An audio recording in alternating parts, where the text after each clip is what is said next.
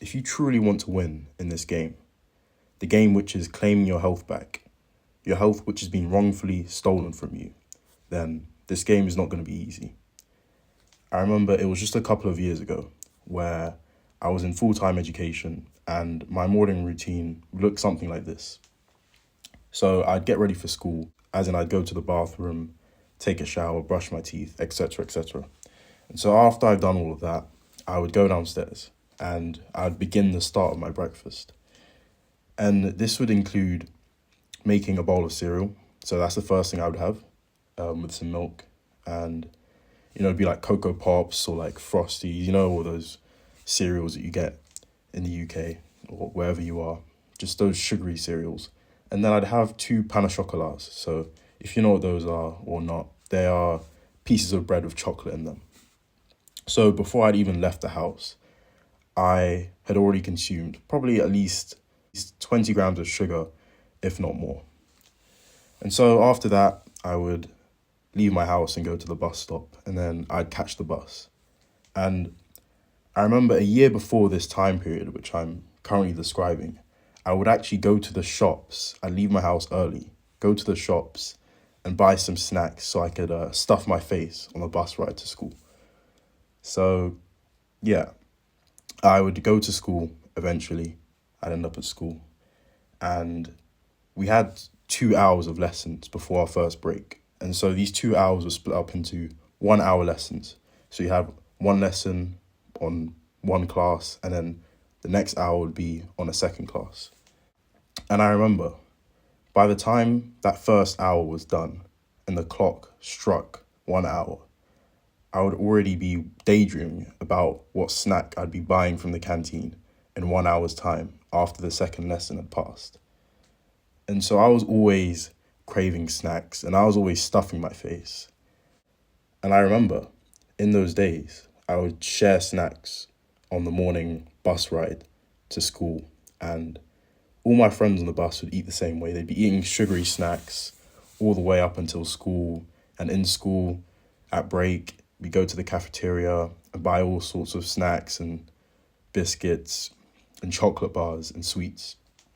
And we'd eat this way throughout essentially the whole school day. I mention all of this to make the point, which is I saw nothing wrong with the way that I was eating at the time. In hindsight, with developed belief system and having learned a lot of information over the years regarding nutrition and health overall, I know now that this was a horrible breakfast and a horrible way to eat in general. But at the time, I looked around and my friends that I used to go to school with and my family were eating the exact same way. So I thought this was completely normal, despite the fact that I was experiencing health problems as an effect of this diet. But I believed it was completely fine. And so I maintained this diet for several years as I attended school. And the key takeaway here is that on your journey towards optimal health and optimal nutrition, you're going to have to unlearn a lot of the stuff that you've been told is correct or accurate. A lot of generic advice which we follow, such as breakfast is the most important meal of the day, or Cocoa Pops, or whatever cereal is good to eat for breakfast. A lot of this generic advice is suboptimal and can actually cause you a lot of health problems. And I know it certainly caused me some health problems. I had sugar cravings throughout the whole day, which is why I constantly felt the need to eat more sugar and buy more snacks. And I frequently had energy crashes throughout the day where I'd feel extremely tired at school. And this was a result of all the sugar that I was consuming, which caused my insulin levels to be unstable throughout the day. So you're going to have to go out there and seek out the truth yourself.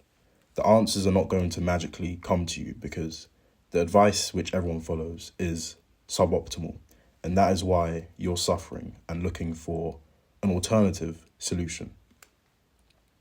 It's not easy because, as I mentioned, whilst you consume more information, you'll see there's a lot of contradictions. And in response to these contradictions, you're going to have to conduct research and conduct experiments and seek out advice and the truth. And this is a long process, but it's worth it because I can definitely say that my health has transformed as a result of this. I no longer have sugar cravings throughout the day, and a lot of the time I can skip breakfast and feel completely fine. And my energy is a lot more stable as I consume a diet which is high in fats and proteins and whole foods compared to sugars, which cause unstable energy levels. And so if you feel like you're experiencing similar issues to the ones mentioned in this video or struggling with your health overall, check out the videos on my channel and click the top link in the description to join my mailing list, where I cover these concepts on a more deeper and more intricate level. Take care.